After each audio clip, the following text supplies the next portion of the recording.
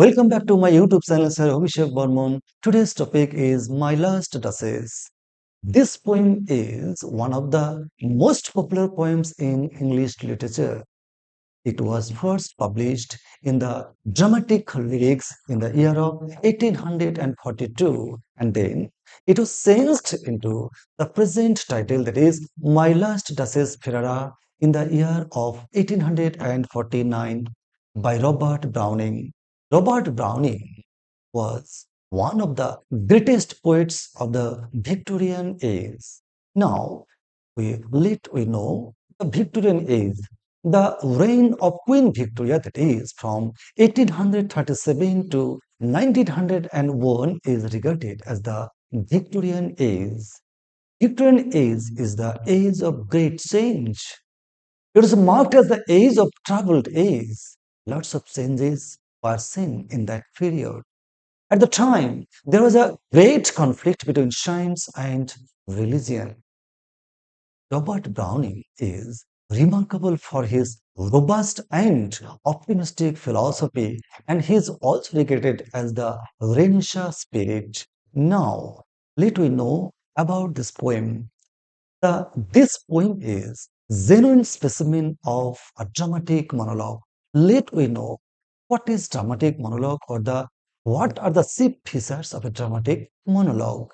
In a dramatic monologue, single person delivers his or her speech at a critical moment and interact with another listener whose presence and response are only assumed.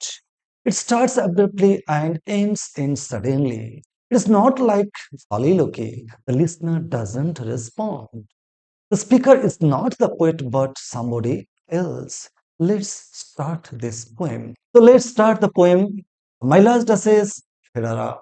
Here, I will discuss you each and every word and sentence and also para, and explain the line in English, very lucid English, and also I will provide the meaning of some important words which will be very much helpful to answer any kind of question in any kind of examination. So let's go. Here we will see a speaker and a silent listener. The speaker is the Duke. Who is the Duke? Here, the Duke is assumed as Alfonso II and the Duke of Ferrara. It is fifth Duke of Ferrara. And who is the messenger or the ambassador? Here, the messenger or ambassador is the messenger of a count, and he's the Count of Tyrol. So let's go. That's my last Duchess painted on the wall, looking as if she were alive. All the pieces of wonder now. Pandal's hands worked busily a day, and there she stands. Here, a, a listener, that is the ambassador of a count, comes in front of him. The Duke describes. First of all, he points out a picture. Here we can see the picture. That is the picture of a lady. Now, first of all, he introduces the picture as his My Last Duchess, painted on the wall, whose picture is painted on the wall, looking as if she were alive. She was depicted, she was portrayed as if she is not dead, she is alive.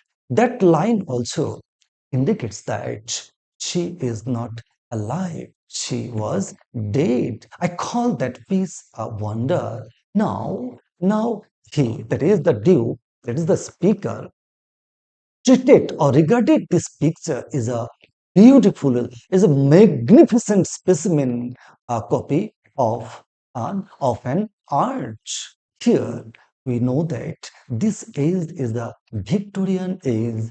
Here this age is regarded as the against the background of Renaissance. The background of Renaissance is the age of art and collection. Here, the Duke presented the picture or the scenario of the Renaissance period, and that's why she said that that piece is a wonder. Fra Pendles. Here, who is the Fra Pendles? Here, Fra Pendles means Fra is the name of an imaginary artist who painted the portrait of the Duchess. The Duke said that this wonderful picture was painted by an artist, a famous artist named Fra Pendle. Here he mentioned this name probably he wanted to depict his his level, that is, he's a lover of great art. Okay, here Fra Pendle's hands, that is, this picture was depicted by the skillful hands of Fra Pendles. Worked busily a day, he ordered him to depict the picture in a single day, and there she stands. And after his instruction as that he should draw this picture in a single day, this sentence indicates or gives an interpretation that the Duke doesn't want to give the artist not more than one day. Probably he does not want to give him more time so that the artist and my last duchess would create an intimacy, and that's why he doesn't allow the painter not more than a single day. Next, will it please you sit and look at her? I said, Fra Pendle, by design for never read strangers like you that pictured countenance, the depth and passion of its earnest glance. But to myself they turned, since none puts by the curtain I have drawn for you, but I.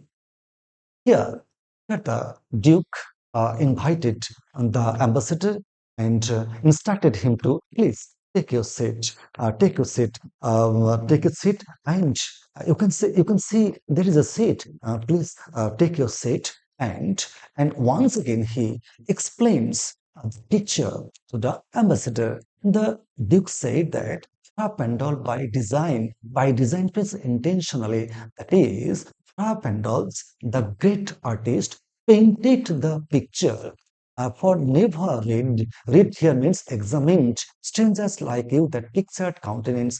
Here you can see the picture, that is the picture of the last duchess. Can see the picture. What kind of picture? The depth and passion of its earnest glance.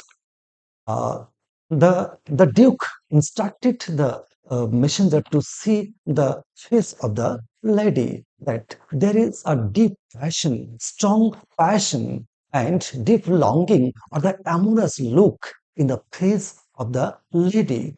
And after seeing this picture, strangers like you, lots of strangers, that is, lots of viewers or the outsiders or the visitors, those who come and see the picture, and after observing the face of the picture, they wanted to tell something. It is not only you, but every stranger or the every visitor who comes and see the picture, and they wanted to know, and they turned to me, but to myself they turned.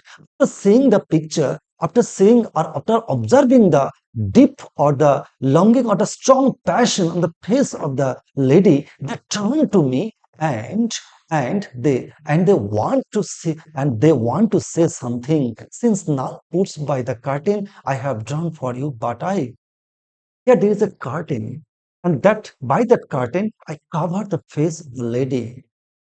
And nobody is allowed to uncover or display the curtain. I'm the only person who has the authority to uncover the face of the lady. Here the Duke's personality, which is the characteristic, is depicted here.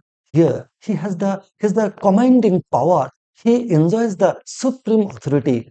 That personality is depicted by this statement. Next, let's go. And seemed as they would ask me.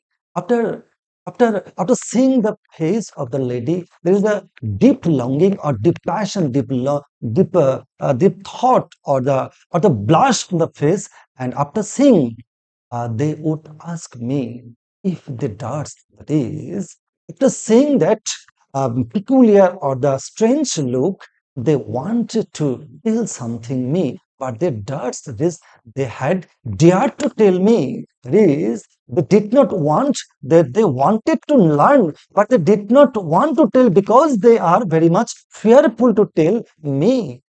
How such a glance came there? What their query? Their queries were what they are. They wanted to know what is the cause of such blushful look on the face of the lady. So, not the first are you to turn and ask thus.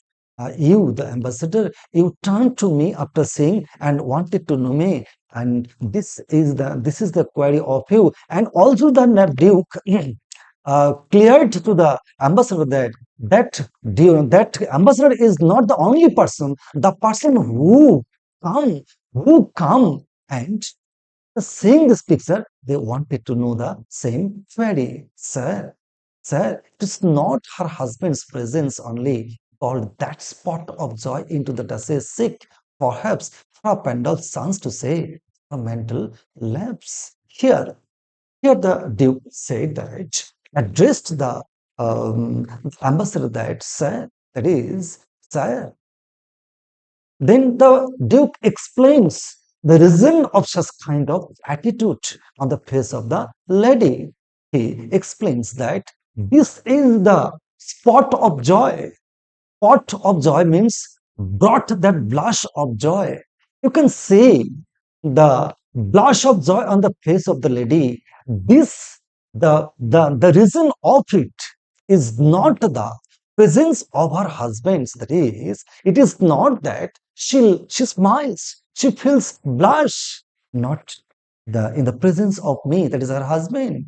She is she is of joy into her dashes, perhaps her pendulums a chance to say her mental lapse here.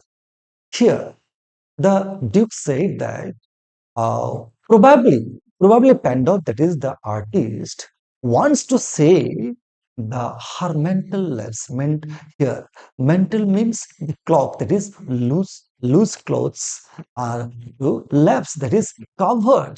Next, over my lady's wrist too much, or paint must never hope to reproduce the faint half flush that dies along her throat. Such stuff was courtesy, she thought, cause enough for calling up that spot of joy she had. Here the Duke said that here you can see a loose clothes covers her wrist, and probably the painter could not draw the picture of that part of her body, and that's why the painter wanted to tell my Duchess to uncover the area of her wrist so that he can paint the picture of that wrist. Paint must never hope to reproduce the faint half plus that dies along the heart. Here, reproduce means paint. And then the painter probably wanted to say that he was unable to paint the picture of the blushful, of the rosy or the reddish color of her throat.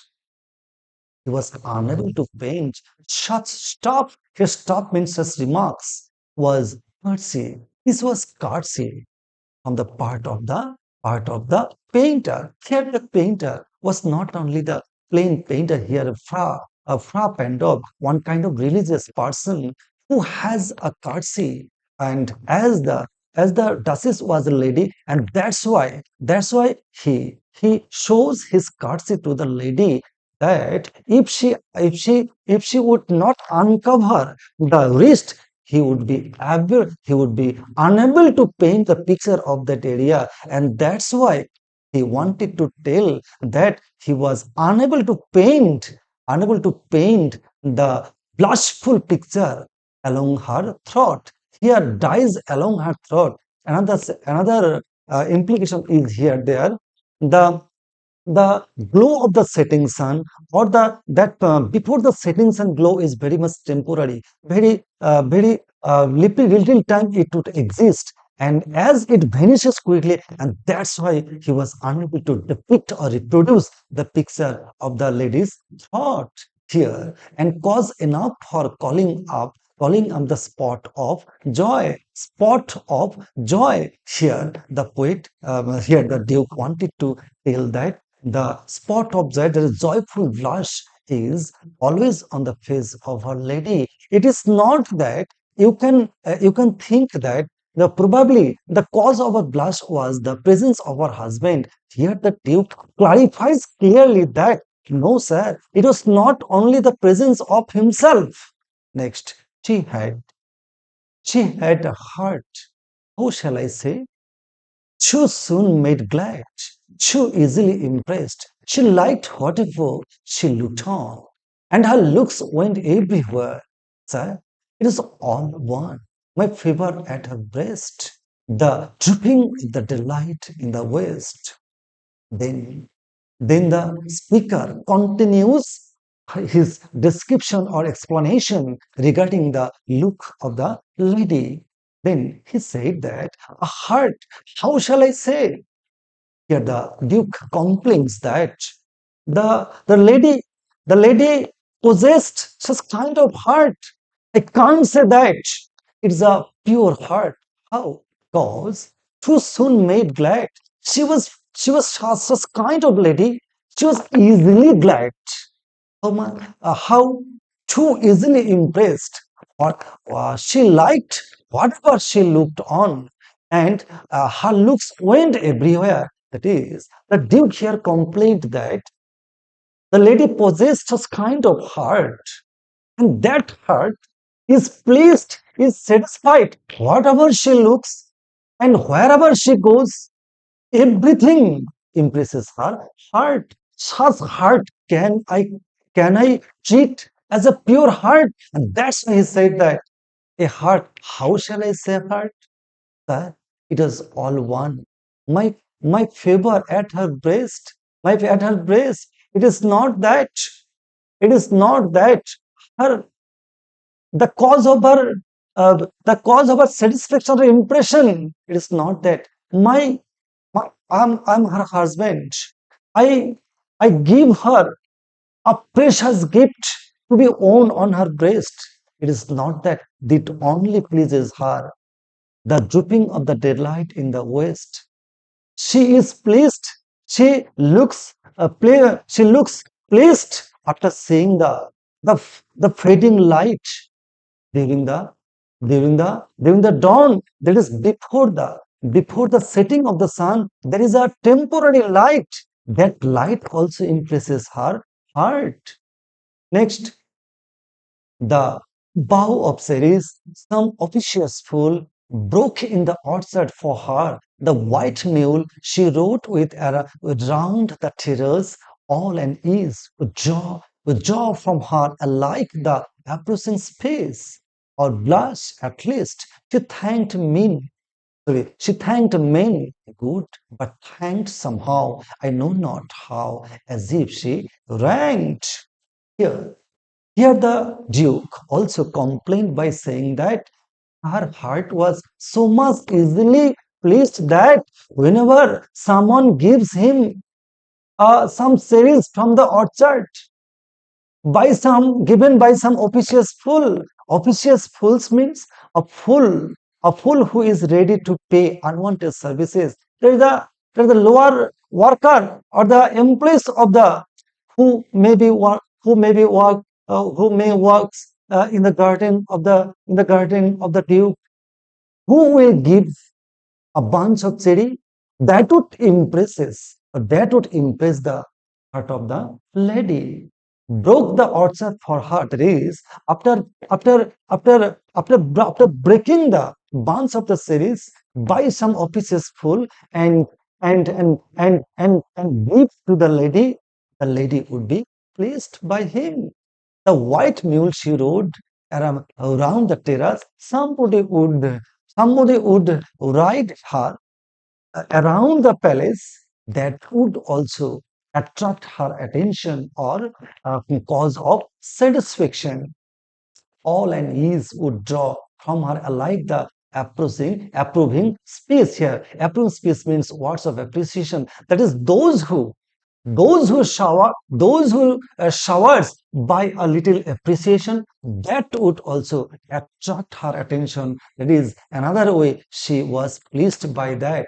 She or blush at least. That is the by taking such trivial things would make her pleasure, would make her blush. These are the cause of her blush look on the face of the lady. She thanked men good. Okay, okay, now. Okay, it is very good that she shows the gratification or shows the gratefulness to the other people. It is good, but thanked somehow. I know not how, as if she ranked. She can thank people.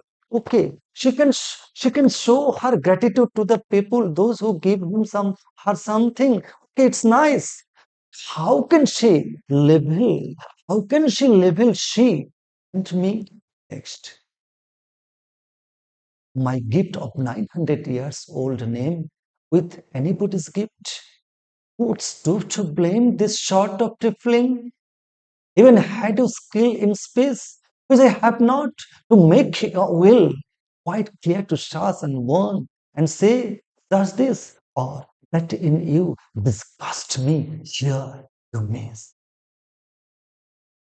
Duke. The Duke continues his complaints against the lady here.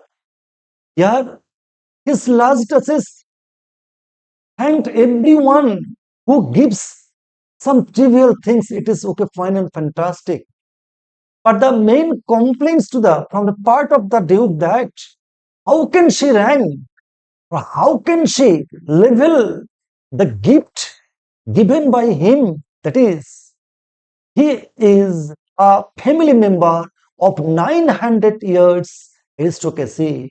There, the Duke here indirectly said that they belonged to the aristocrat family for 900 years. I'm a person belonging to an aristocrat family of 900 years. I give a gift of a valuable gift, and someone gives her trivial things. How can she level these two gifts?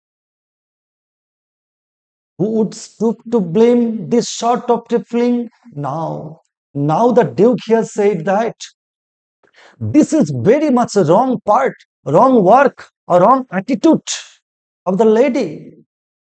Who would rectify it? Who would teach her? I never think. I never think to stoop here means lower or bend. It is my.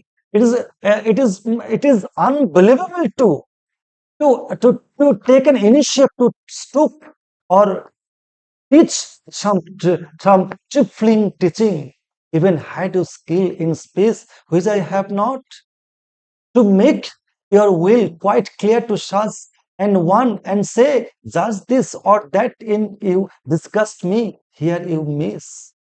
Here, here the Duke said that I don't even want to teach her such to stop such kind of trivial things.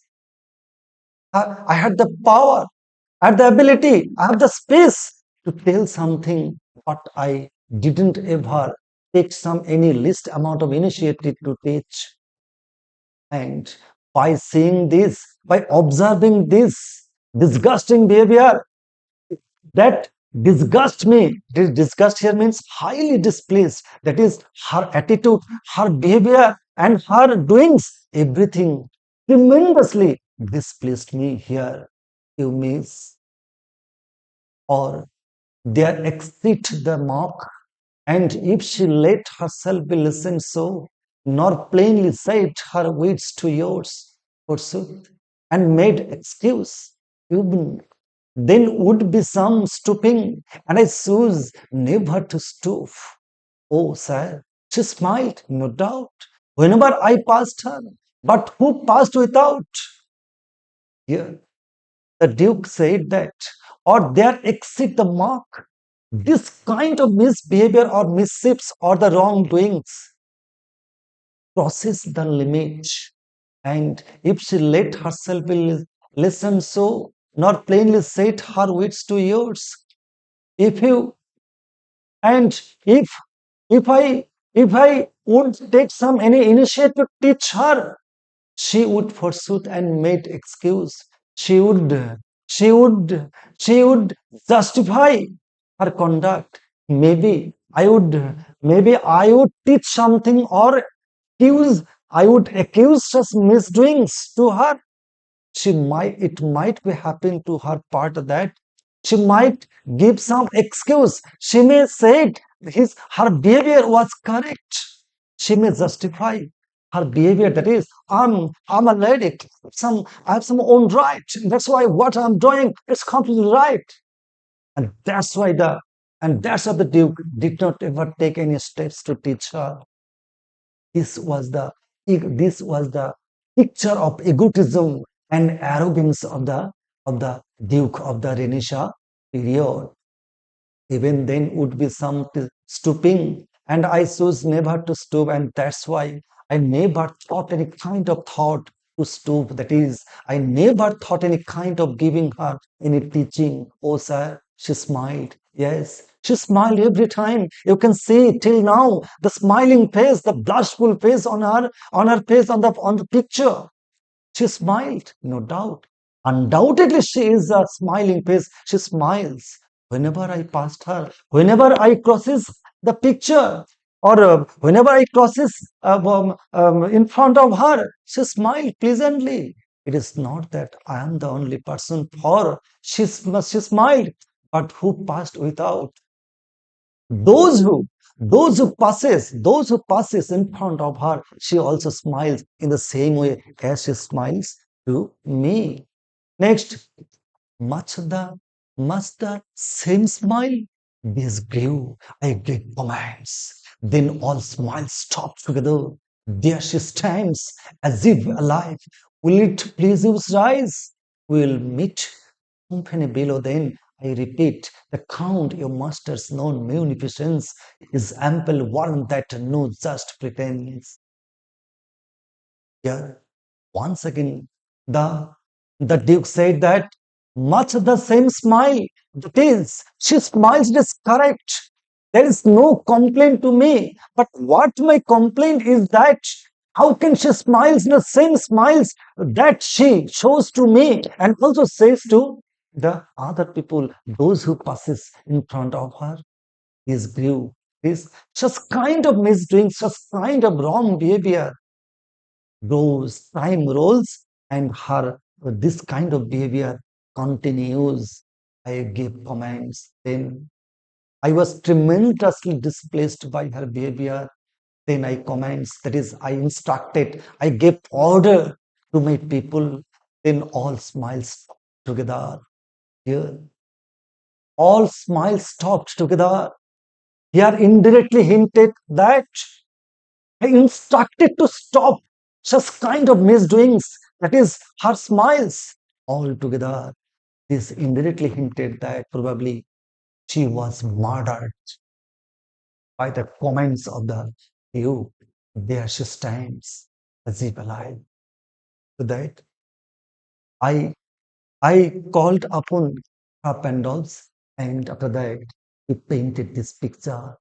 And the painting is so much attractive, so much alive, so much realistic that it does not seem dead, is it? Yeah, it is. It seems as if alive. Will it please you, rise? It is. You are not pleased by this picture. We'll meet. We'll meet the company below. Then, okay, let's go. Okay, let's go downstairs. Downstairs and give the accompaniment to the other people who are waiting for us, stooping together. Company below, there is the art of collection downstairs. Here, the art of collections downstairs. Also, the other peoples who come with the count ambassador, they are waiting probably downstairs the room. Okay, I repeat, the count your master's known munificence, and then after turning from the attention of the Duchess, he turned to the ambassador and addressed him and said that the count your master's known, your count's master knowns, that is, here the ambassador comes as the representative of a count here. others people are waiting there. And then the Duke said that your count's munificence, that munificence here means the generosity. You, the ambassador, your count is universally acknowledged person or what he was very much generous person. It is well known to everybody that he is a very much generous person. So let's go downstairs and meet with other people of mine for dowry will be disallowed, though his fair daughter is the fair daughter's self, as I am vowed. At starting is my object. Nay, we will go together down, sir. Notice Neptune, though taming a seahorse, thought a rarity. Which clause of Innsbruck cast in bronze for me? Yeah, in the in the next line of mine dowry for will be disallowed. Here the Duke said that for what? For what reason she was generous? He was generous for giving anything to everybody. Of mine for dowry will be disallowed. I am the person. I am the eligible person. I can get the hefty amount, the handsome amount of dowry from your count, and he is smart enough to give the dowry to me. I am very eligible person, though his fair daughter's self as avowed. Here about means said emphatically. He strongly declared that though I am eligible to obtain some hefty amount of the handsome amount of dowry from your count, but my first priority is to obtain the hands of the count's daughter. It's my first priority. At starting, that is at the beginning, sir, is my first object. Nay, no, we will go together down. So let's downstairs. Sir, notice Neptune. After downstairs, he also attract the attention to the picture depicted on the wall. Neptune here. Neptune. Who is the Neptune?